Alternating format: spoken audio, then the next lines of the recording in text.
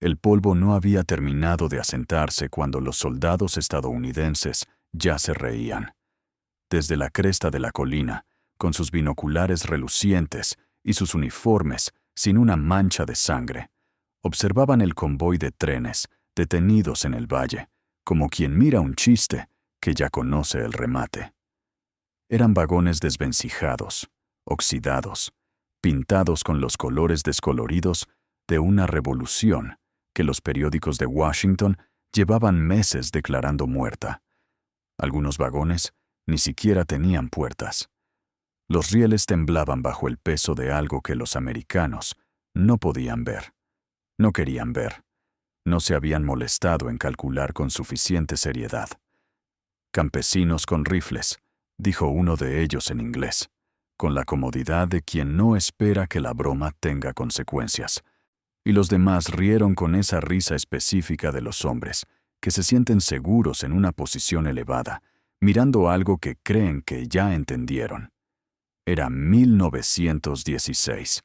El norte de México ardía con la ferocidad específica de los lugares donde la historia y la geografía se combinan para producir conflictos que no tienen solución limpia ni final ordenado. Pancho Villa, el hombre que había cruzado la frontera internacional y atacado Columbus, Nuevo México, con una audacia que hizo temblar Washington y llenó los periódicos americanos durante semanas, estaba técnicamente acorralado. El general John Pershing había entrado a México con 12,000 soldados, artillería moderna, aviones de reconocimiento y la orden directa del presidente Wilson: capturar o matar a Francisco Villa. Era, según esa narrativa que Washington había construido con cuidado, solo cuestión de tiempo. Pero nadie le había explicado eso a los dorados. Los dorados de Villa no eran soldados comunes, no eran reclutas asustados, ni campesinos armados de urgencia. Eran la élite absoluta de la División del Norte, jinetes entrenados durante años para actuar con la precisión de un mecanismo perfectamente engrasado en las condiciones más hostiles imaginables. Hombres que habían atravesado desiertos a galope, que habían tomado ciudades enteras en horas, que obedecían a un solo hombre con una devoción que no era ciega, sino forjada en años de supervivencia compartida. Y en ese momento, 485 de ellos estaban dentro de esos vagones oxidados, en silencio casi sobrenatural, con sus caballos, sus rifles y una rabia acumulada que llevaba meses esperando el momento exacto. Los americanos seguían mirando desde la colina, seguían riendo. No sabían que el tren no estaba huyendo, estaba llegando. Para entender lo que estaba a punto de suceder en ese valle polvoriento del norte de Chihuahua, hay que retroceder décadas y comprender quién era Francisco Villa antes de que el mundo decidiera convertirlo en mito o en monstruo, porque la verdad es que fue las dos cosas al mismo tiempo, y ninguna de las dos por accidente. Doroteo Arango nació en 1878 en San Juan del Río, Durango, en el seno de una familia de aparceros, cuya pobreza no era una circunstancia transitoria, sino la condición heredada de generaciones que habían trabajado la tierra de otros, sin jamás tener la posibilidad real de poseer un metro cuadrado de esa tierra que fertilizaban con su esfuerzo. Desde niño, don Doroteo aprendió a leer el mundo con los ojos de quien entiende que el sistema no fue diseñado para protegerlo, ni para ofrecerle movilidad, ni para reconocerlo como ciudadano, con derechos iguales a los del hombre que lo empleaba. La familia Arango vivía en el rancho de la hacienda de los López Negrete, lo que en términos prácticos significaba vivir en la tierra de otro hombre, con el permiso de ese otro hombre, bajo las condiciones que ese otro hombre dictaba con la autoridad absoluta que le daba el título de propiedad. El padre de Doroteo murió cuando él era apenas un adolescente, con los hombros todavía sin terminar de ensanchar, dejando a la madre con varios hijos que alimentar, en circunstancias que habían pasado de difíciles a casi imposibles. Doroteo asumió la responsabilidad de la familia con la seriedad prematura de quien comprende que nadie más lo hará, y trabajó en la hacienda con la cabeza baja y la rabia creciendo hacia adentro con la presión silenciosa de las cosas que no encuentran salida en las circunstancias normales. Tenía 16 años cuando mató a su primer hombre. La historia registra que fue en defensa propia, que Agustín López Negrete, hijo del hacendado, había agredido a su hermana Martina, y que Doroteo respondió con la única justicia que existía para los pobres del Durango de 1894. La justicia instantánea y brutal de una pistola que apenas cabía en su mano de adolescente. La justicia formal, la de los juzgados con jueces y procedimientos escritos, no distinguía entre el agresor y el que se defendía cuando uno de los dos era rico y el otro era pobre sin tierras ni apellido ni nadie con poder que hablara por él. Así que Doroteo Arango huyó a las montañas de la Sierra Madre Occidental y no volvió a tener nombre propio hasta que adoptó el de un bandolero legendario de la región, cuya historia la gente del norte contaba con una mezcla de miedo y admiración. Francisco Villa. Pasó los años siguientes cruzando las sierras de Chihuahua y Durango, aprendiendo a sobrevivir en un territorio que mataba a los que no lo conocían y protegía a los que sí. Robaba ganado a los hacendados más ricos con una eficiencia que sugería algo más que el oportunismo del criminal común. Sugería inteligencia táctica, capacidad de planificación, comprensión del movimiento y del ocultamiento en un terreno específico. Repartía una parte del botín entre los campesinos más pobres, con una generosidad calculada que era simultáneamente compasión genuina y política de supervivencia eficaz. Porque el hombre que da algo a los pobres tiene en los pobres un ejército de informantes y protectores que ningún dinero puede comprar, ni ninguna amenaza puede reemplazar. Esos años en la sierra no fueron tiempo perdido, aunque en la narrativa oficial de la época fueran registrados simplemente como los años criminales de un bandido. Fueron la formación más completa que un futuro comandante militar podía recibir en las condiciones específicas del norte de México. Villa aprendió el territorio con una profundidad que ningún mapa podía capturar. No porque los mapas registran la geografía visible, pero no el carácter de cada arroyo al amanecer, no la diferencia entre el suelo que soporta el galope y el que lo traga, no los caminos que existen sin aparecer en ningún registro oficial, porque solo los usan los que necesitan no ser registrados. Aprendió también algo igualmente valioso y mucho más raro: cómo convertir el resentimiento colectivo en lealtad activa, cómo hacer que hombres sin nada murieran por ti, no por dinero, sino por convicción. Cuando estalló la revolución de Francisco Madero, en 1910, Villa tenía ya 32 años y una reputación construida con años de riesgo constante y decisiones que habían resultado correctas suficientes veces para que la gente creyera en él con la solidez de quien ha visto funcionar la cosa antes. Se unió a Madero con entusiasmo genuino, no con el entusiasmo del ideólogo, sino con el del hombre que reconoce en el movimiento la primera oportunidad real de cambiar las condiciones concretas que lo habían llevado a la sierra 20 años antes. Y demostró de inmediato que sus habilidades eran transferibles. Tomó Ciudad Juárez con una audacia táctica que dejó sin respuesta a los defensores porfiristas, entrenados en una guerra diferente contra un adversario diferente. Cuando Madero fue traicionado y asesinado por Victoriano Huerta en febrero de 1913, algo se rompió en Villa con la precisión de un objeto que llevaba tiempo bajo presión, esperando el momento de quebrarse. La tristeza y la rabia se combinaron en esa mezcla específica que produce los actos que cambian el curso de las cosas. Villa construyó en los 2 años siguientes el instrumento militar más formidable que México había visto en generaciones: la División del Norte. En su momento de mayor poder, la División del Norte tuvo 50.000 hombres, 50.000 personas organizadas en torno a la voluntad y la visión táctica de un hombre que había aprendido la guerra en la sierra antes de aprender a leerla en ningún libro. La división se movía en trenes artillados, que eran simultáneamente transporte logístico, hospital de campaña en movimiento y símbolo de una modernidad que Villa había adoptado, con la misma intuición con que había adoptado todo lo que funcionaba.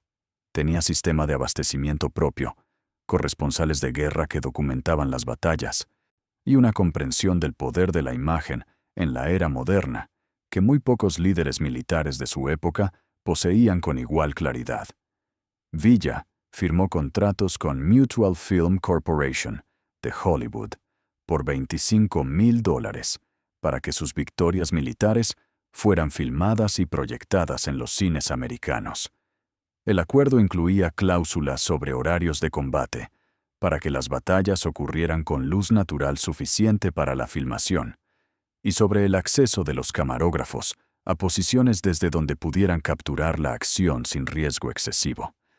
Era un arreglo que en la época de 1914 no tenía precedente conocido, y que revelaba en Villa una comprensión del valor estratégico de la narrativa pública que muchos jefes militares formalmente entrenados no poseían. En los Estados Unidos, Villa era en 1914 más famoso que cualquier político mexicano y más retratado que cualquier artista latinoamericano. Los periódicos publicaban sus fotografías en primera plana. Los editoriales lo describían como una fuerza de la naturaleza, como un Robin Hood de pólvora y sombrero de ala ancha que combatía a los tiranos y repartía tierra entre los desposeídos. Era simultáneamente peligroso y romántico a los ojos americanos, lo que es una combinación muy específica que produce en la cultura popular una fascinación que supera al análisis político racional. Pero eso fue antes de Celaya.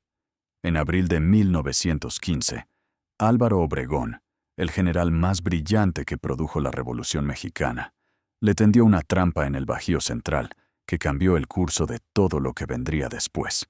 Obregón había estudiado los reportes de la guerra de trincheras europea, con la atención de quien sabe que el futuro de la guerra moderna está en esa información, y había construido en el campo de Celaya un sistema de trincheras, alambres de púas y posiciones de ametralladora que convertía cualquier ataque de caballería frontal en una masacre predecible.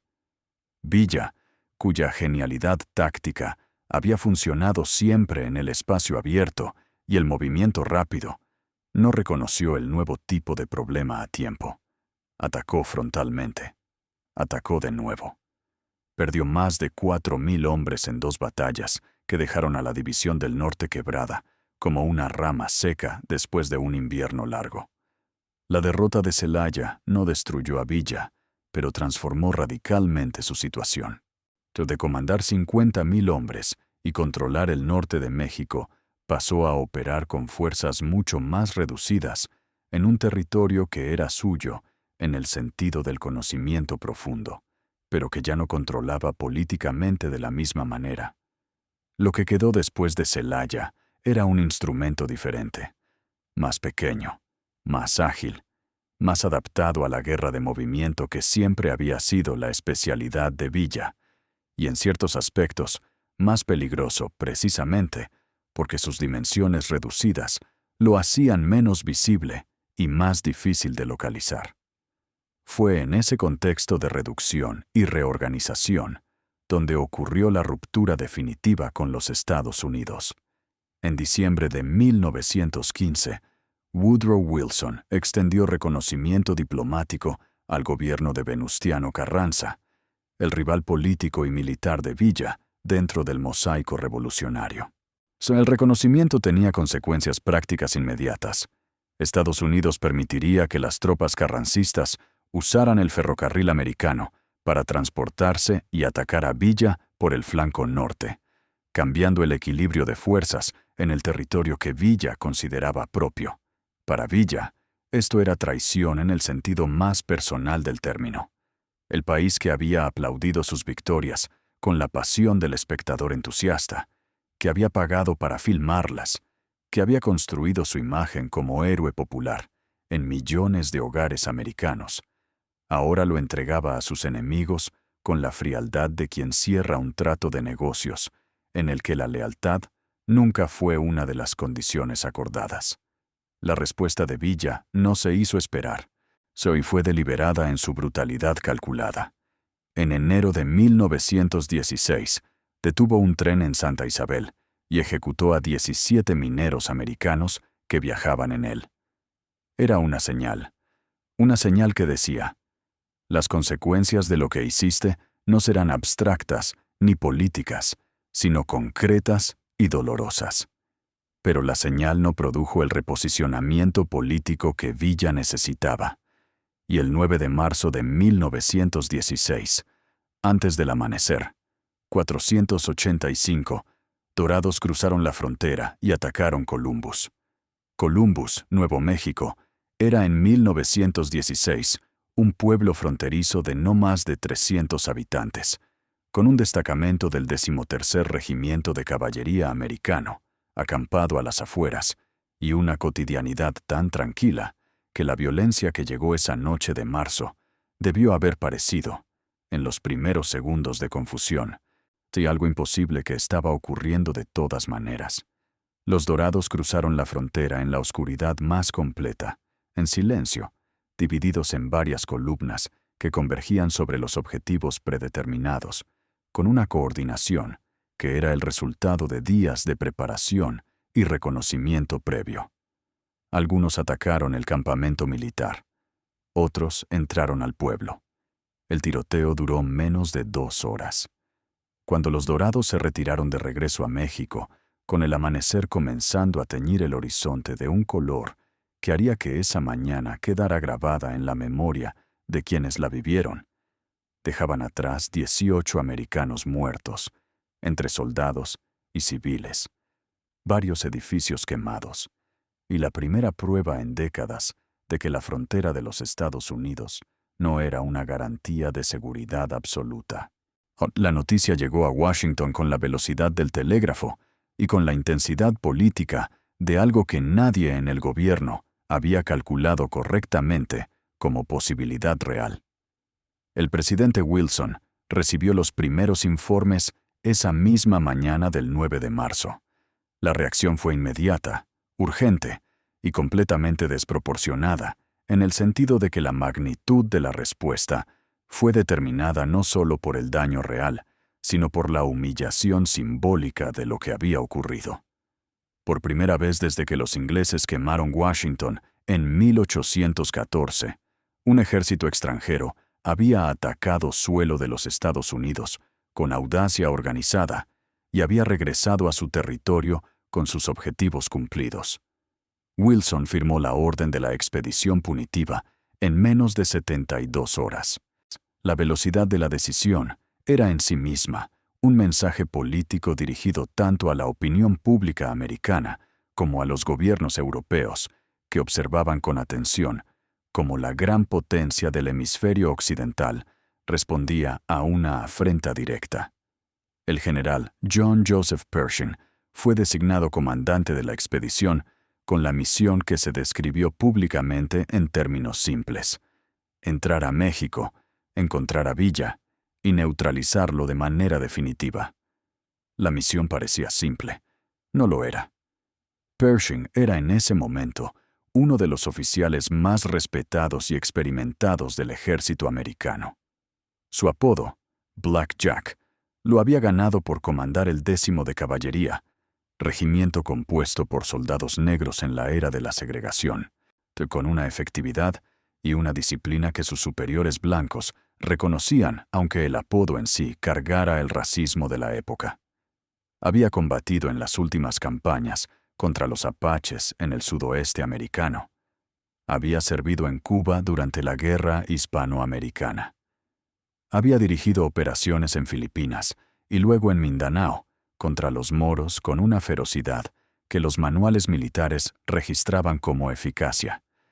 Era metódico, disciplinado hasta la médula, con una capacidad de organización logística que sus contemporáneos admiraban sin reservas. No era un improvisador. Era exactamente el tipo de general que las instituciones militares producen cuando funcionan correctamente.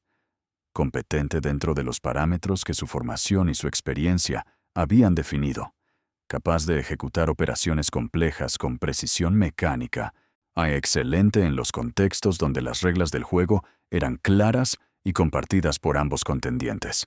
El problema fundamental era que Villa no jugaba por las reglas de ningún juego que Pershing hubiera estudiado o practicado previamente. Villa no tenía líneas de suministro que cortar. No tenía ciudades que defender. No tenía la estructura jerárquica rígida que hace a un ejército eficiente, pero también predecible. Lo que tenía era el conocimiento íntimo de un territorio vasto y hostil, redes de lealtad construidas en décadas de presencia en esas comunidades, y la capacidad de disolver sus fuerzas en el paisaje cuando la presión era excesiva y reagruparlas cuando la oportunidad se presentaba. Pershing cruzó la frontera el 15 de marzo de 1916, con una fuerza inicial de 4.000 hombres, que se expandió en los meses siguientes hasta alcanzar los 12.000. Llevaba automóviles militares, Jeffery Quad, que se adaptaban mejor que los caballos al terreno pedregoso de Chihuahua. Llevaba aviones Curtiss Gerdino AN-3 de reconocimiento aéreo, la primera vez que los Estados Unidos usaban aviación en una operación militar en territorio extranjero. Llevaba ametralladoras Bennett Mercier, artillería de campaña, radio de campo, todo el equipamiento que la modernidad militar de 1916 podía ofrecer a un ejército bien financiado. Los periódicos americanos calculaban semanas. La realidad resultó ser 11 meses sin resultado. Los primeros días de la expedición transcurrieron con la apariencia de progreso. Las columnas avanzaban hacia el sur. Los informes de inteligencia indicaban que Villa estaba en Guerrero, en San Borja, en Rubio, en una docena de lugares, al mismo tiempo que resultaban ser el mismo lugar en ningún momento concreto. Cuando las tropas de Pershing llegaban al punto señalado, encontraban el rastro de alguien que había estado allí pero no estaba ya, como si la tierra misma absorbiera a Villa y lo expulsara en otro punto del mapa antes de que el perseguidor pudiera establecer contacto real. Los aviones de reconocimiento, que debían haber sido la ventaja tecnológica decisiva que proporcionara a Pershing una visión del territorio imposible de obtener desde el suelo, resultaron ser de utilidad limitada, por razones que nadie había anticipado con suficiente seriedad en la planificación. El desierto de Chihuahua es un territorio de alta altitud, con corrientes de aire térmico que hacían peligroso el vuelo a baja altura, donde el reconocimiento visual era efectivo. Los pilotos tenían poca experiencia de combate en condiciones reales. Los JN-3 eran aviones diseñados para el entrenamiento, no para operaciones en terreno montañoso, con temperaturas extremas y condiciones meteorológicas variables. 3 de los 8 aviones de la expedición se perdieron en accidentes dentro de las primeras semanas. Los automóviles, otra ventaja tecnológica supuesta, chocaron con el problema más básico posible. Los caminos que aparecían en los mapas disponibles no siempre correspondían a caminos transitables en la realidad de 1916. El norte de Chihuahua era un territorio donde la infraestructura vial era escasa, irregular, y en muchos casos completamente dependiente de las condiciones climáticas de las semanas anteriores. Las lluvias de primavera convertían pistas que en seco eran difíciles en trampas de barro que inmovilizaban vehículos de varias toneladas con la eficiencia de arenas movedizas. Los conductores, entrenados en carreteras americanas, no tenían la experiencia técnica para trabajar en esas condiciones. Los caballos americanos, paradójicamente, no eran superiores a los caballos villistas en ese terreno específico. Los dorados montaban caballos que habían sido seleccionados y entrenados durante años para el norte de México, animales acostumbrados a largas jornadas, sin agua abundante, a terrenos de piedra y arena, a la altitud y la temperatura. Los caballos del ejército americano eran buenos animales entrenados para otros propósitos y otros terrenos. La inteligencia era el problema más profundo. Una expedición militar que opera en territorio extranjero depende de información local para funcionar con eficiencia, y la información local en el norte de México de 1916 era un recurso que la población no estaba dispuesta a proporcionar a los americanos. No porque todos los habitantes del norte de Chihuahua fueran simpatizantes activos de Villa, aunque muchos lo eran con una convicción forjada en años de ver a Villa actuar en defensa de los pobres contra los ricos, sino porque había algo más fundamental en juego. Los americanos eran extranjeros que habían cruzado la frontera sin ser invitados, y los mexicanos del norte, y independientemente de sus opiniones políticas sobre Villa o sobre Carranza, entendían la diferencia entre un conflicto interno y una invasión extranjera.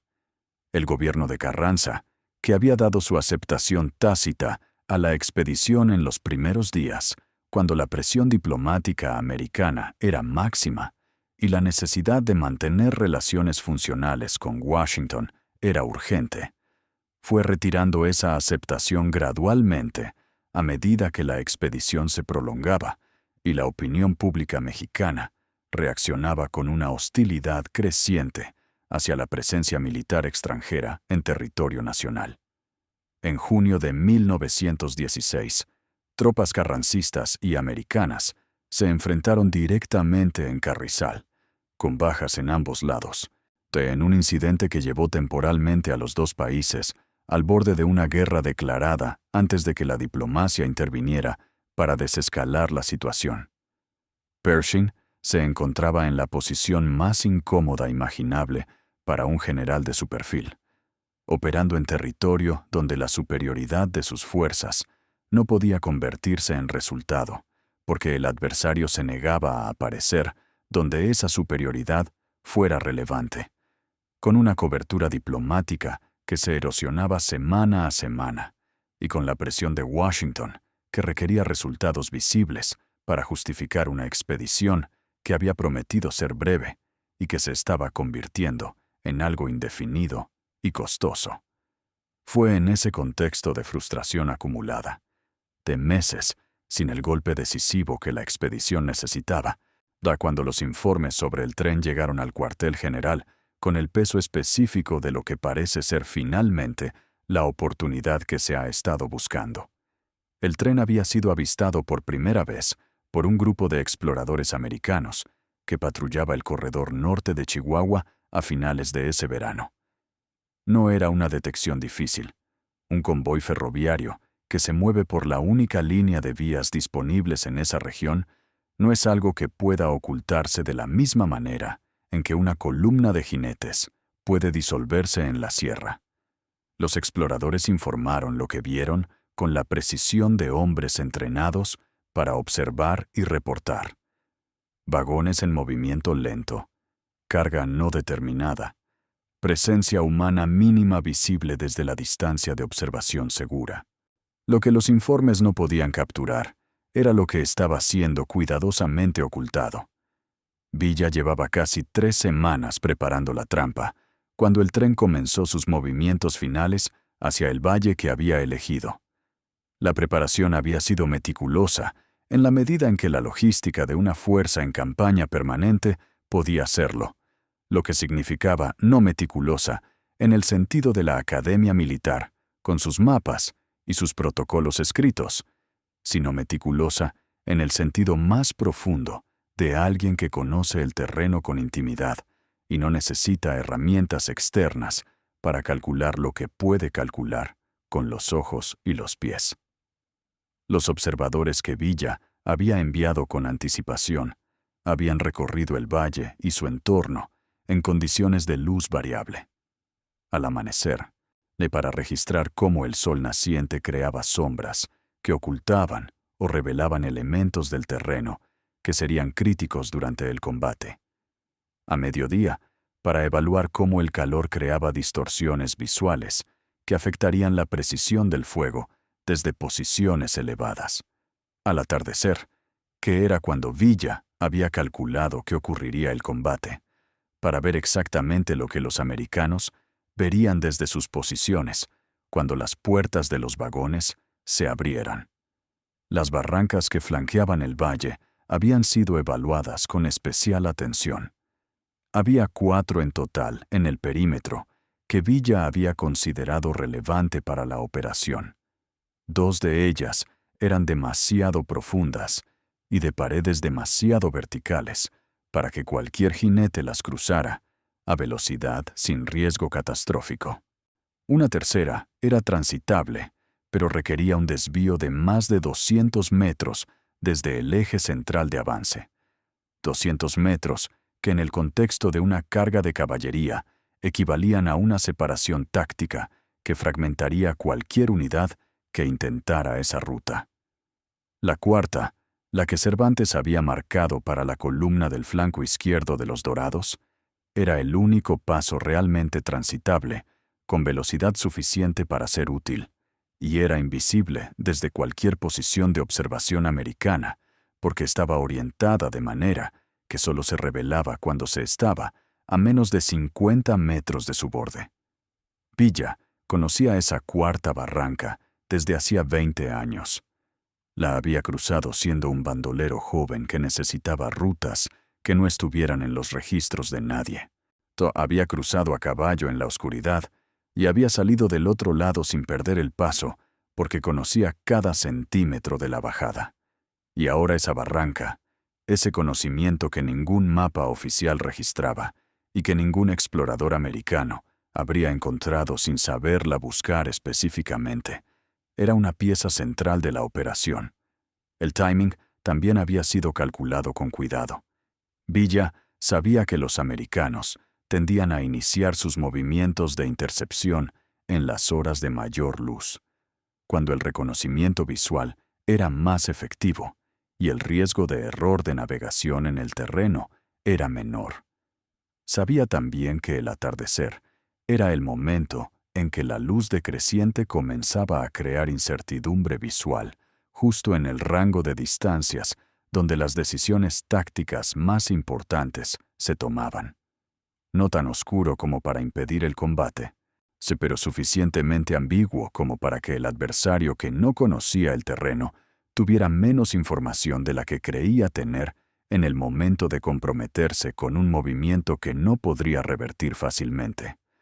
La señal para el inicio sería 3 detonaciones espaciadas desde el cerro de observación. Simple, audible desde todos los vagones, incluso con el ruido del viento y de los caballos, imposible de confundir con el fuego aislado de un centinela o el disparo accidental de un arma. Cervantes había revisado el código con los comandantes de cada grupo 3 veces en los días previos, no porque lo hubieran olvidado, sino porque la repetición en circunstancias de baja presión era lo que garantizaba la respuesta correcta en circunstancias de presión máxima. Los caballos habían sido alimentados y descansados en la medida en que la situación lo permitía. Un dorado sobre un caballo agotado no era un dorado en el sentido que importaba. La condición física de los animales era parte del cálculo táctico con el mismo peso que la posición de las barrancas o el ángulo del sol al atardecer. 485 hombres, 485 caballos, cargados en los vagones, con la paciencia de quienes habían esperado cosas más difíciles que el calor de un vagón de metal bajo el sol de Chihuahua. El interior de los vagones era un mundo apartado del tiempo normal, el tiempo que pasa cuando se espera algo que se sabe que va a ocurrir, pero no se sabe exactamente cuándo tiene una textura diferente al tiempo ordinario, más denso, más cargado de conciencia de cada segundo individual. Son los dorados que esperaban en la oscuridad relativa de esos vagones metálicos, experimentaban ese tiempo con la intensidad específica de los combatientes entrenados, que saben lo que viene y han aprendido a usar la espera como instrumento en lugar de soportarla como condena. Algunos dormitaban con la ligereza de quien duerme sin abandonar completamente el estado de alerta, el tipo de sueño superficial que los animales usan en territorio peligroso y que los combatientes experimentados desarrollan con el tiempo. Otros revisaban sus armas por 10ª o 20ª vez, no porque las armas necesitaran revisión, sino porque el ritual mecánico de revisar, limpiar, revisar de nuevo, daba a las manos algo en qué ocuparse mientras la mente se preparaba para lo que vendría. Otros simplemente estaban quietos, con la espalda contra la pared de metal, o mirando un punto fijo en el suelo del vagón, o en el techo, en ese estado de concentración silenciosa, que no es relajación, sino preparación activa de un tipo que no tiene nombre preciso en los manuales, pero que cualquier combatiente experimentado reconoce de inmediato. El miedo estaba presente. Negarlo sería una mentira que insultaría la inteligencia de cualquiera que haya estado en situaciones similares. El miedo antes de un combate es una respuesta biológica a la percepción correcta de peligro real, y los dorados eran lo suficientemente honestos consigo mismos, en la privacidad de sus propios pensamientos, para reconocerlo. Lo que los distinguía de hombres menos experimentados no era la ausencia de miedo, sino la relación que habían construido con él a lo largo de años de exponerse repetidamente a situaciones donde el miedo era la respuesta apropiada. Habían aprendido que el miedo, antes del combate, no predice el comportamiento durante el combate, que el momento en que las puertas se abren y el movimiento comienza, transforma el miedo en algo diferente, que tampoco tiene nombre preciso, pero que funciona de manera completamente distinta.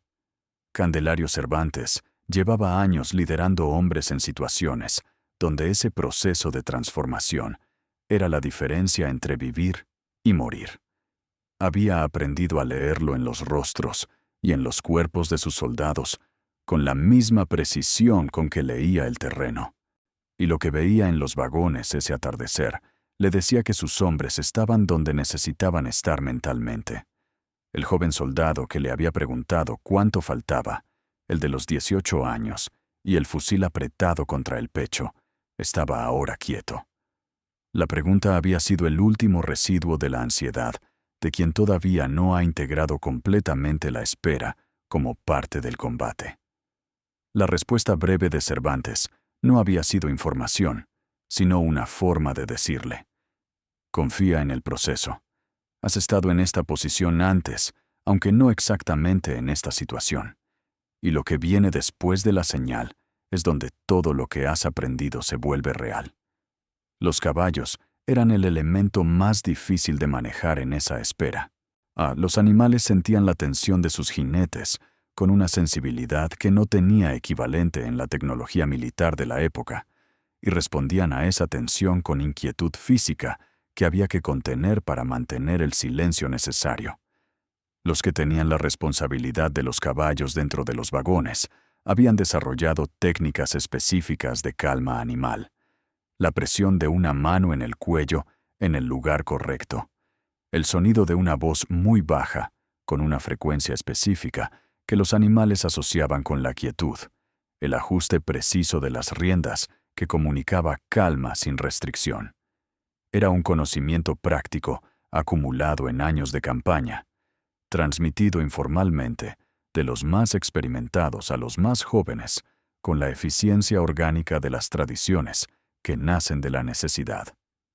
Fuera de los vagones, o no en el valle que se estaba llenando gradualmente de la luz cobre del atardecer chihuahuense, el avance americano continuaba con la eficiencia mecánica de un ejército bien entrenado, que ha recibido órdenes claras y tiene los recursos para ejecutarlas. Formación escalonada, flanqueadores en posición, artillería ligera siguiendo el eje central. El capitán al mando observaba a través de sus binoculares con la expresión de concentración seria que indica que alguien está haciendo exactamente lo que fue entrenado para hacer, y lo está haciendo bien. Lo que no podía ver desde su posición, lo que ningún binocular hubiera podido mostrarle, porque no era visible desde el exterior, era la naturaleza exacta de lo que los vagones contenían. Podía ver vagones. Podía calcular que había gente dentro basándose en el movimiento ocasional visible en las aberturas. No podía ver la cantidad exacta. No podía ver la calidad exacta de lo que estaba a punto de moverse hacia él. Y no podía ver la cuarta barranca que Candelario Cervantes conocía desde hacía 20 años. La señal llegó cuando el sol estaba ya a menos de un cuarto de su recorrido hacia el horizonte, en ese momento específico del atardecer chihuahuense, donde la luz horizontal crea sombras largas que modifican la percepción de las distancias, y donde el polvo suspendido en el aire por el movimiento de las tropas americanas brillaba de un color cobre que hacía el escenario simultáneamente bello y difícil de leer con precisión táctica desde una posición elevada. 3 detonaciones, espaciadas, claras. El silencio de los vagones duró exactamente el tiempo que tarda una decisión colectiva que ha sido preparada durante semanas en convertirse en acción física, que es casi ningún tiempo en absoluto. El ruido que siguió no era caótico, aunque a un observador externo sin contexto pudiera haberle parecido así. Era el ruido específico y reconocible para cualquiera de los que estaban dentro de lo que ocurre cuando 485 hombres y sus caballos pasan simultáneamente de la inmovilidad al movimiento con la determinación de quienes han esperado suficiente tiempo y saben exactamente hacia dónde van. El metal de los cerrojos, el resoplido de los caballos liberados de la tensión acumulada de horas de quietud, los pasos sobre el suelo de madera de los vagones, la presión de cuerpos moviéndose hacia las salidas en el orden correcto, sin empujones, sin la confusión del pánico, sino con la fluidez del propósito. Cervantes tomó posición en la puerta central del vagón de mando y esperó el momento exacto antes de dar la señal que abriría todas las puertas al mismo tiempo. El momento exacto era cuando la formación interior de cada vagón había completado su preparación para el movimiento, cuando cada hombre estaba en su posición con su caballo, en la posición correcta, y la siguiente acción en su mente, con la claridad necesaria. Lo sabía no porque hubiera recibido confirmación verbal de cada vagón, porque eso habría roto el silencio que era todavía necesario, sino porque lo sentía con la certeza que desarrollan los comandantes que han pasado suficiente tiempo con sus unidades para leer su estado sin necesidad de palabras. Levantó el brazo derecho. Lo bajó. Las puertas se abrieron todas al mismo tiempo, con un sonido que no era un golpe único, sino una serie de golpes que ocurrieron en un intervalo tan breve que para el oído externo se fundían en uno solo. El metal contra el metal, el crujido de las bisagras y los pestillos. Y entonces la luz del atardecer entró en los vagones, y los vagones expulsaron hacia la luz del atardecer, algo que los americanos que avanzaban no habían calculado como posibilidad real. 485 jinetes montando al mismo tiempo.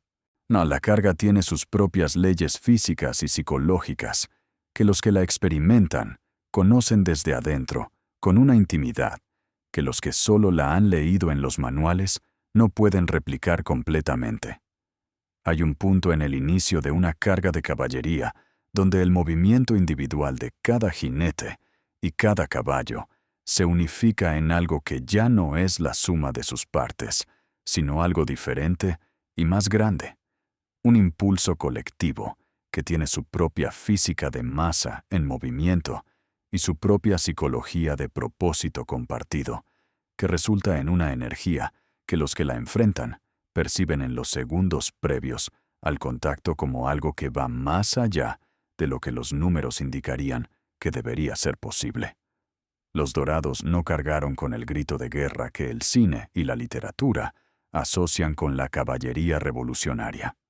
Cargaron en silencio relativo, con el ruido inevitable de los cascos sobre la tierra seca y el movimiento del equipamiento y las armas, pero sin el grito que en algunos momentos es genuino y en otros es la señal de que alguien necesita ruido externo para sostener el impulso interno. Los dorados no necesitaban ruido externo. El impulso era suficiente desde adentro. La columna central se desplegó hacia el frente, con la velocidad que Cervantes había calculado en los reconocimientos previos, suficiente para cubrir la distancia crítica antes de que la respuesta americana pudiera reorganizarse completamente, pero controlada de manera que la formación se mantuviera coherente y los flancos no se adelantaran al centro de manera que fragmentara la presión en lugar de concentrarla. Las dos columnas laterales se movieron en ángulos predeterminados que habían sido trazados en la tierra durante el reconocimiento con la precisión de quien no tiene brújula, pero tiene el sol y las estrellas, y 20 años de leer el norte de México, como otros leen un texto. La del flanco derecho giró con la fluidez de algo ensayado hacia la posición que bloqueaba la retirada noreste. La del flanco izquierdo bajó por la cuarta barranca, la que Cervantes conocía desde hacía 20 años, en un movimiento que desde cualquier posición de observación americana era imposible de anticipar, porque la barranca no existía en ningún mapa que tuvieran. El capitán americano vio la carga comenzar y dio las primeras órdenes correctas en el tiempo que tenía para darlas, que era menos del que necesitaba. El fuego de respuesta americano fue inmediato y en los primeros segundos pareció que podría ser suficiente. Las ametralladoras abrieron fuego sobre la columna central, con la eficiencia de armas modernas, manejadas por operadores entrenados. Los rifles de los infantes de apoyo se sumaron con el ritmo disciplinado de hombres que han practicado el fuego controlado en condiciones de estrés. Por un momento, brevísimo, la columna central de los dorados vaciló visiblemente, el tipo de vacilación que ocurre cuando el fuego concentrado crea bajas reales en la línea delantera, y los que van detrás procesan instantáneamente la información de lo que les acaba de ocurrir a los que iban delante. Pero la vacilación duró exactamente lo que duran las vacilaciones de los hombres, que han decidido que el movimiento hacia adelante es la única opción real. 2 segundos. Y luego la columna central se reorganizó alrededor de sus propias bajas, con la fluidez de un líquido que encuentra el camino alrededor de los obstáculos, y sigue fluyendo, y continúa avanzando con la misma velocidad, como si el fuego americano fuera un dato dentro de un cálculo más amplio que no podía ser interrumpido porque había sido construido durante semanas con demasiado cuidado para ser interrumpido por el pánico del momento. Lo que los americanos no podían saber, lo que el capitán solo entendió cuando ya era demasiado tarde para responder de manera diferente, era que la columna central no estaba sola. Las dos columnas laterales habían completado sus movimientos de flanqueo con una velocidad que la topografía del valle, que los americanos no conocían con suficiente detalle, había hecho posible de una manera que los americanos no habían calculado. La columna del flanco derecho llegó a la posición de bloqueo de la retirada noreste en el tiempo que tardó el capitán en comprender que estaba flanqueado y en dar la orden de redistribución de fuerzas que ya no podía ejecutarse de manera efectiva, porque la posición disponible para la redistribución ya no existía. La columna del flanco izquierdo emergió de la barranca que nadie sabía que estaba allí, y tomó posición lateral con una velocidad que creó una geometría de fuego completamente diferente a la que el capitán había planeado defender.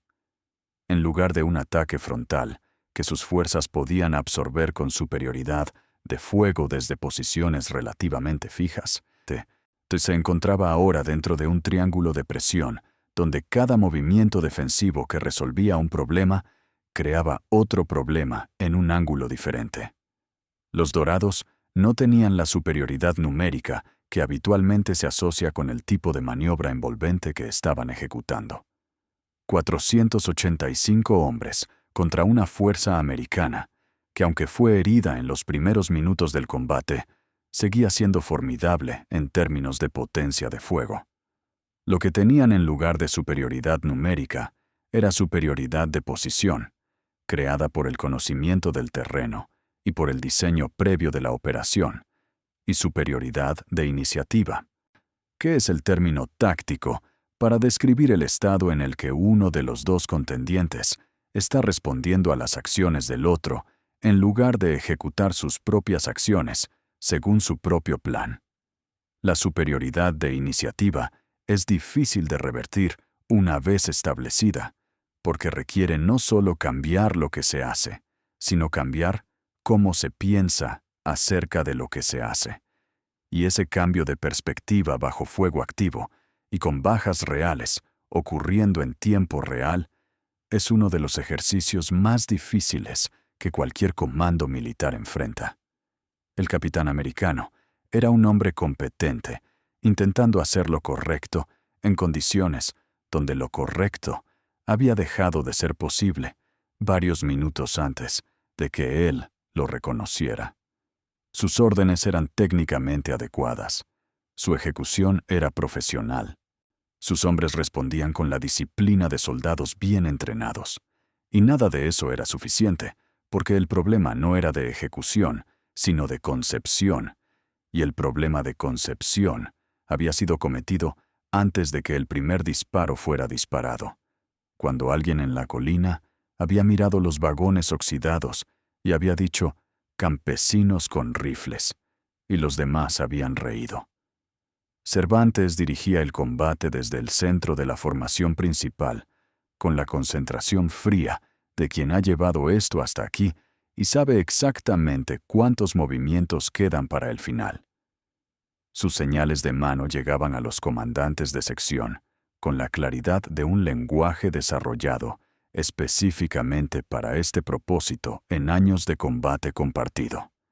Más presión en el centro. Refuerzo del flanco izquierdo. Mantener el cierre de la retirada noreste. No, el esquema que había sido diseñado en el papel y ejecutado en la tierra se estaba desarrollando con la coherencia de algo que había sido pensado más veces de las que podía contarse.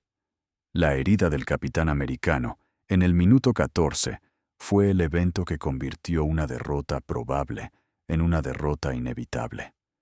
El suboficial que tomó el mando cuando el capitán fue herido era un hombre diferente en todos los sentidos que importaban en ese momento. No era inferior como soldado en las condiciones normales de servicio. Era inferior en la única condición que contaba en ese momento específico: la experiencia de tomar decisiones de alto riesgo bajo fuego activo, en un terreno desconocido, contra un adversario que estaba ejecutando un plan que él no había visto ejecutar antes y que no podía predecir con suficiente precisión para anticiparse a él. Los primeros minutos del nuevo mando fueron los más críticos.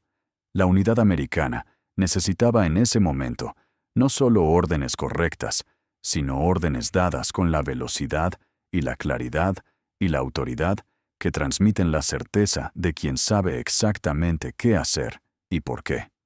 Lo que recibió, en cambio, fue lo que cualquier unidad recibe cuando el cambio de mando ocurre en el peor momento posible. Órdenes técnicamente razonables, pero dadas con el tempo ligeramente incorrecto, con esa fracción de segundo de más en la voz que indica que quien habla está procesando la situación en lugar de dominarla. Los dorados percibieron ese cambio, no con el análisis consciente de un oficial evaluando a otro oficial, sino con la sensibilidad difusa y prácticamente instantánea que desarrollan los combatientes experimentados para detectar variaciones en la cohesión del adversario. Esas variaciones que son casi imperceptibles individualmente, pero que en conjunto señalan el momento donde el impulso de la situación cambia. Cervantes lo percibió también y ajustó la presión de la columna central con la precisión quirúrgica de quien ha esperado ese momento. El ritmo de la presión cambió sutilmente, no más rápido en términos absolutos, sino más constante, sin los breves alivios que había mantenido hasta ese momento para permitir que la columna conservara su coherencia interna. La presión constante es más difícil de manejar que la presión intermitente, porque no ofrece el espacio de recuperación donde las decisiones defensivas pueden reorganizarse antes del siguiente embate. El flanco derecho comenzó a ceder en el minuto 18, no con un colapso dramático, sino con el tipo de movimiento gradual hacia atrás que ocurre cuando los hombres que mantienen una posición calculan conscientemente o inconscientemente que el costo de mantenerla ha superado el beneficio de mantenerla, y ese cálculo se expresa en movimientos individuales pequeños que se suman hasta producir un movimiento colectivo que nadie decidió explícitamente, pero que ocurrió de todas maneras.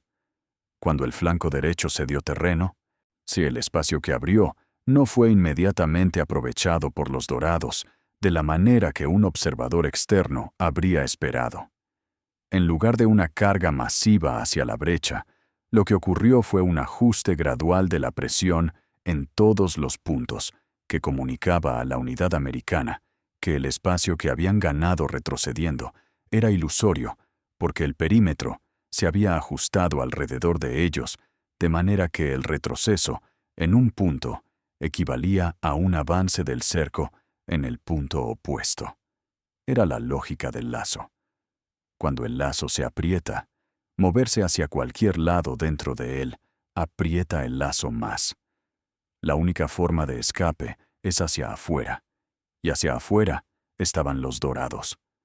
El suboficial americano intentó ordenar una retirada organizada hacia el norte, que era la única dirección que todavía parecía ofrecer una línea de salida viable. Esa fue la última orden que dio antes de que la situación le quitara la capacidad de dar órdenes que tuvieran algún efecto sobre el resultado. La columna de bloqueo del flanco derecho había cerrado esa línea de salida antes de que la orden pudiera ejecutarse, con la precisión de algo que había sido colocado exactamente ahí exactamente para este momento. Lo que siguió no necesita ser descrito con el detalle de las batallas que deciden el curso de las guerras, porque esta no fue esa clase de batalla. Fue la clase de batalla que termina no con el espectáculo de la rendición formal, sino con el silencio gradual que llega cuando uno de los dos contendientes ha agotado sus posibilidades, y el otro reconoce ese agotamiento sin necesidad de que sea declarado en voz alta. O es el silencio que cayó sobre el valle después de que el último disparo disperso se extinguió. Era el tipo de silencio que solo existe en los lugares donde acaba de ocurrir algo irreversible. No el silencio de antes, que era el silencio de la tensión contenida y la espera activa. El silencio de después, que tiene su propio peso específico, su propia temperatura, su propia manera de adherirse a los objetos y a las personas que permanecen en el espacio donde ocurrió la cosa. Los dorados que se reagrupaban alrededor del tren se movían con la eficiencia aprendida de quienes han hecho esto suficientes veces para saber que el período inmediatamente posterior al combate es tan crítico como el combate mismo. Hay que establecer el perímetro. Hay que evaluar las bajas propias con la honestidad de quien necesita esa información para tomar decisiones reales, no para construir narrativas. Hay que asegurar el equipamiento capturado. Hay que verificar que los caballos heridos sean atendidos antes que cualquier otra prioridad no humana, porque un dorado sin caballo ha perdido la mitad de lo que lo hace efectivo. Cervantes recorría las posiciones con la mirada de quien cuenta y evalúa con la frialdad necesaria para que ese proceso sea útil. Las bajas propias eran reales. Ningún combate de esa escala ocurre sin costo. Los nombres de los muertos y los heridos graves se registrarían más tarde, con el tipo de atención que Villa exigía para sus hombres, no porque la administración del duelo fuera parte de ningún protocolo escrito, sino porque Villa había aprendido desde sus primeros años de comando que los hombres que saben que sus muertes serán reconocidas pelean de manera diferente a los que sienten que son recursos anónimos y prescindibles. Esa diferencia en la relación entre un comandante y sus soldados era una de las cosas que Pershing nunca terminó de comprender completamente sobre Villa, No porque Pershing fuera indiferente a sus propios hombres, que no lo era, sino porque la naturaleza de la lealtad que Villa generaba en sus dorados no correspondía a ninguna de las categorías que la formación militar americana le había enseñado a reconocer y a cultivar. No era la lealtad institucional al ejército y a la patria que el sistema americano entrenaba. Era algo más parecido a la lealtad tribal de los hombres que han sobrevivido juntos durante tiempo suficiente para que la supervivencia del otro se sienta como condición de la propia. A varios kilómetros de distancia, los supervivientes americanos, que habían logrado romper el cerco en los últimos minutos del combate, llegaban al campamento de Pershing en grupos de 2 y 3, con el aspecto y el silencio de los hombres que han estado en algo que no esperaban y que todavía están procesando la diferencia entre lo que calculaban que iba a ocurrir y lo que ocurrió. Pershing los recibió uno por uno. Escuchó cada relato sin interrumpir. Hizo las preguntas precisas que los buenos interrogadores hacen para distinguir lo que se observó directamente de lo que fue inferido o imaginado. O la imagen que emergió de esos relatos era coherente en sus puntos esenciales. Un tren aparentemente en retirada, que resultó ser una trampa. Una fuerza de caballería de tamaño y calidad completamente subestimados. Una operación de flanqueo que había aprovechado características del terreno que los exploradores americanos no habían detectado o no habían evaluado correctamente, y una ejecución táctica que en cualquier contexto objetivo merecería reconocimiento como trabajo de comando de alta calidad. Pershing no dijo nada de eso en los comunicados que envió esa noche a Washington. Lo que dijo fue medido, cauteloso, el tipo de lenguaje que los generales usan cuando necesitan informar una derrota sin llamarla derrota, porque la palabra tiene consecuencias políticas que van más allá de la información táctica. O habló de contacto con fuerzas villistas en número superior al esperado. Habló de bajas propias que serían detalladas en comunicados posteriores. Habló de la necesidad de reevaluar las estimaciones sobre la fuerza y la capacidad operativa de las fuerzas de Villa en la región norte de Chihuahua. No habló de las 2 horas que pasó solo en su tienda de campaña antes de escribir una sola palabra de ese comunicado. No habló de lo que pensó durante esas 2 horas. Pero las memorias que escribió décadas después, en los últimos años de su vida, cuando las consecuencias políticas de la honestidad eran mucho menores, sugieren con bastante claridad que en esas 2 horas, Pershing reconoció para sí mismo algo que los informes oficiales nunca capturarían, que había subestimado a su adversario de manera fundamental. Así que esa subestimación había comenzado mucho antes del combate, en el momento en que alguien en la colina había mirado los vagones oxidados y había decidido que lo que veía era lo único que había. Las semanas posteriores al combate en el valle transformaron algo en la psicología operativa de la expedición que no podía ser revertido simplemente con nuevas órdenes o nuevos recursos. No fue una transformación dramática ni reconocida en los comunicados oficiales. Fue el tipo de cambio que ocurre cuando un conjunto de personas que compartía una creencia central sobre su propia superioridad encuentra evidencia suficientemente contundente de que esa creencia tenía límites que no habían sido calculados. Los oficiales de la expedición dejaron de hablar de Villa en los términos que habían usado los primeros meses. Entonces ya no era el bandido acorralado cuya derrota era cuestión de días o de semanas. Se había convertido en las fuerzas villistas, en el adversario en el norte de Chihuahua, en el tipo de lenguaje que los militares usan cuando necesitan describir algo que respetan, aunque no puedan reconocer públicamente ese respeto. El cambio en el vocabulario era una ventana al cambio en la percepción, y el cambio en la percepción era la evidencia de que algo real había ocurrido en ese valle. Los soldados rasos procesaban el cambio de manera diferente. En los campamentos, las conversaciones sobre Villa habían adoptado el tono específico de las conversaciones sobre adversarios que han probado su valía. No admiración, porque el contexto de una expedición militar no permitía la admiración abierta del adversario sin ciertas consecuencias sociales, sino el tipo de reconocimiento implícito que se expresa en la seriedad con que se habla de alguien, en la ausencia de las bromas y los chistes que habían sido comunes al principio y que ahora simplemente ya no ocurrían.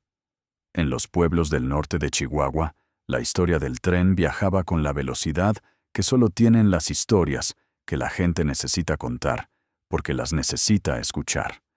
No la versión oficial, que en los periódicos americanos fue minimizada hasta casi la invisibilidad con la habilidad técnica de los editores, que saben cómo hacer que algo importante parezca insignificante sin mentir completamente. La versión real, la que circulaba en los ranchos y en los mercados y en las cocinas, donde las familias se reunían al final del día, y la que tenía los detalles que solo conocen los que estuvieron allí o los que escucharon directamente a los que estuvieron allí.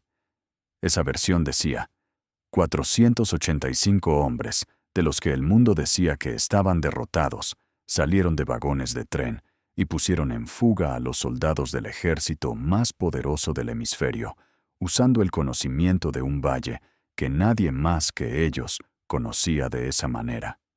Decía: el que conoce la tierra donde está parado tiene una ventaja que ninguna tecnología puede comprar. Decía algo más general y más duradero sobre la relación entre el conocimiento y el poder, entre el tamaño de las fuerzas y la inteligencia con que se usan, entre la certeza de la superioridad y la humildad necesaria para reconocer lo que no se ha visto todavía. Esa versión de la historia sobrevivió mucho más que la expedición.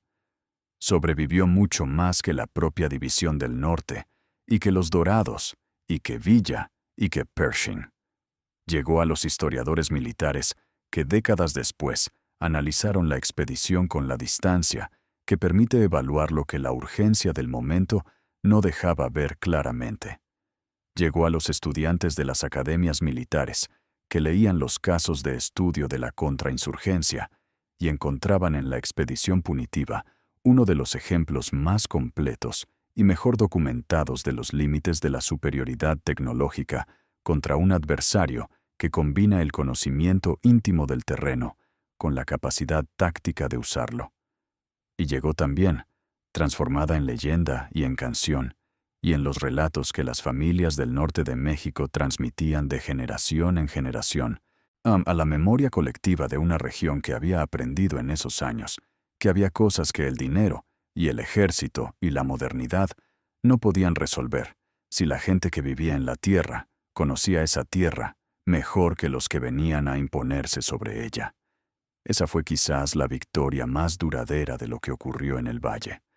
No la derrota táctica de una unidad americana, que en el esquema general de la expedición era un episodio entre muchos, sino la confirmación, para una generación entera de mexicanos del norte que la vivió o la escuchó cerca, de que la resistencia era posible, que el poderoso no era invencible, que el conocimiento de la tierra era una forma de poder que no requería dinero, ni ejércitos, ni reconocimiento oficial para ser real y efectivo y decisivo en el momento correcto. La expedición punitiva continuó durante meses más, con la inercia de las grandes maquinarias institucionales, que son más fáciles de mantener en movimiento que de detener, incluso cuando el movimiento ya no produce el resultado para el que fueron diseñadas. Pershing reorganizó columnas, distribuyó fuerzas de manera diferente, integró las lecciones aprendidas, o al menos las que era posible integrar en el tiempo disponible y con los recursos disponibles, sobre el tipo de adversario y el tipo de terreno que tenía enfrente. Villa seguía en pie. En junio de 1916 fue gravemente herido en la pierna por tropas carrancistas en Namiquipa, el mismo municipio donde Cervantes moriría pocas semanas después. La herida lo inmovilizó durante semanas en una cueva de la sierra, con sus hombres más leales, turnándose para cuidarlo, mientras los médicos americanos y los informantes de Pershing buscaban pistas de su paradero en cada aldea y rancho del norte de Chihuahua. Durante esas semanas, las columnas americanas pasaron a menos de 20 kilómetros de su posición, en al menos 3 ocasiones documentadas. No lo encontraron, porque el norte de México era un territorio donde la voluntad colectiva de no entregar a alguien era un escudo más efectivo que cualquier otro disponible. En noviembre de 1916, Villa atacó la ciudad de Chihuahua con una audacia que fue simultáneamente un acto militar y un mensaje político y simbólico de una claridad que ningún comunicado oficial podía igualar en impacto. «Aquí estoy», decía ese ataque. «Yo todavía puedo aparecer en el corazón del territorio que supuestamente controlan mis enemigos y actuar con libertad suficiente para que mi presencia sea innegable». El ejército más moderno del hemisferio lleva meses buscándome y yo estoy atacando la capital del estado. El mensaje llegó a todos los destinatarios a los que estaba dirigido. Finalmente, en enero de 1917, la situación internacional resolvió lo que la situación militar no había podido. Alemania anunció la reanudación de la guerra submarina irrestricta. El telegrama Zimmermann fue interceptado por el Servicio de Inteligencia británico y entregado a Washington. Alemania proponía a México una alianza militar a cambio de ayuda para recuperar Texas, Nuevo México y Arizona, los territorios perdidos en 1848. La entrada americana a la Gran Guerra Europea era inminente. Archie Pershing era el general que Wilson necesitaba para esa campaña incomparablemente más grande y más urgente que la persecución de un guerrillero en los desiertos de Chihuahua. El 7 de febrero de 1917, la expedición punitiva cruzó la frontera de regreso a Texas. 11 meses, 12,000 hombres, automóviles, aviones, artillería, radio, el equipamiento más moderno disponible. Y el único hombre que había atacado suelo americano en el siglo XX no solo había sobrevivido, sino que había demostrado repetidamente durante esos 11 meses que podía moverse con libertad relativa en su propio territorio, que podía atacar ciudades, tender emboscadas y desaparecer, que la maquinaria más moderna del hemisferio tenía límites específicos y predecibles cuando enfrentaba a alguien que conocía el terreno mejor que ella. A Pershing volvió a los Estados Unidos.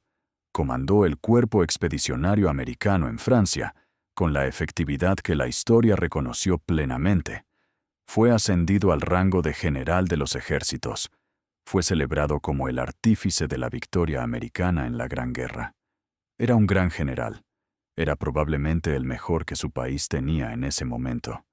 Y en las memorias que escribió en los últimos años de su vida, el nombre de Villa aparece con una regularidad que no puede ser accidental, con la densidad reflexiva de quien sigue pensando en algo que no terminó de resolver en su mente, como si los valles de Chihuahua y los hombres que emergían de los vagones, al atardecer, ocuparan en su memoria un espacio que las batallas mucho más grandes de Francia no lograron desplazar completamente. O hay victorias que se miden en territorios y victorias que se miden en la persistencia con que ocupan el pensamiento del adversario.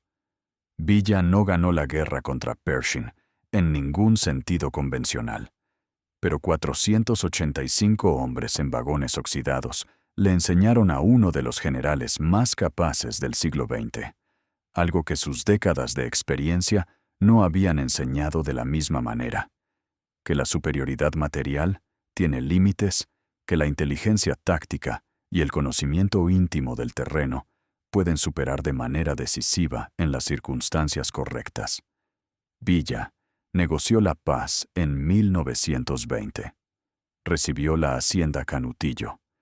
Vivió 3 años con sus dorados más leales en la tierra que siempre había sido su territorio real. El 20 de julio de 1923, en Parral, más de 40 disparos. Murió en el acto a los 45 años. 3 años después, alguien desenterró su tumba y le cortó la cabeza. El cráneo de Francisco Villa nunca fue encontrado oficialmente.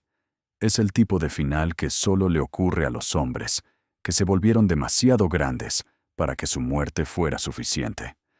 Lo que ocurrió en ese valle de Chihuahua fue real en todos los sentidos, en que algo puede ser real. En el sentido de las bajas que ocurrieron, en el sentido del plan que fue diseñado con semanas de anticipación y ejecutado con una precisión que sorprendió a quienes lo sufrieron y admiró a quienes lo estudiaron después, en el sentido de las consecuencias que tuvo sobre el curso de la expedición y sobre la manera en que los dos ejércitos se relacionaron en los meses que siguieron. Y fue también real en el sentido más difícil de cuantificar, pero igualmente importante, en el sentido de lo que significa en el registro más amplio de la historia que alguien puede narrar. 485 hombres con vagones oxidados, caballos y el conocimiento de un valle específico en el norte de México tendieron una trampa perfecta al ejército más moderno del hemisferio y la ejecutaron con precisión. Los manuales militares de múltiples países la han estudiado desde entonces, con terminología diferente y en contextos completamente distintos, llegando siempre a la misma conclusión fundamental. La superioridad de medios no garantiza la victoria, cuando quien no tiene esa superioridad tiene algo que los medios no pueden proporcionar. El conocimiento íntimo del terreno, la inteligencia de la situación antes de que ocurra, la capacidad de hacer que el adversario se mueva según el plan propio, sin que el adversario lo sepa, hasta que ya es demasiado tarde para cambiar lo que está ocurriendo. Esos principios son tan válidos hoy como lo eran en 1916. Son válidos en la guerra y en los negocios y en la política y en cualquier dominio donde la competencia entre recursos desiguales produce resultados que la lógica simple de más es mejor no puede predecir correctamente. El mundo está lleno de valles donde alguien con menos ha vencido a alguien con más, porque conocía el terreno de una manera que el que más tenía no había tomado el tiempo de aprender.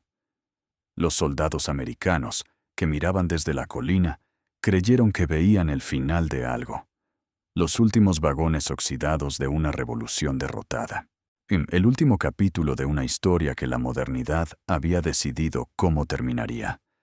Creían que entendían lo que miraban porque tenían binoculares y mapas y la certeza tranquilizadora de la superioridad. No entendían nada. Y cuando las puertas se abrieron y los dorados bajaron, cuando el polvo se levantó y los caballos cargaron y el valle se llenó con el sonido de 485 hombres que habían decidido que ese atardecer era el momento que llevaban semanas preparando, los soldados americanos comprendieron por fin lo que habían subestimado. No un tren, no un ejército en retirada, sino la diferencia entre conocer la tierra bajo tus pies y solamente pisarla.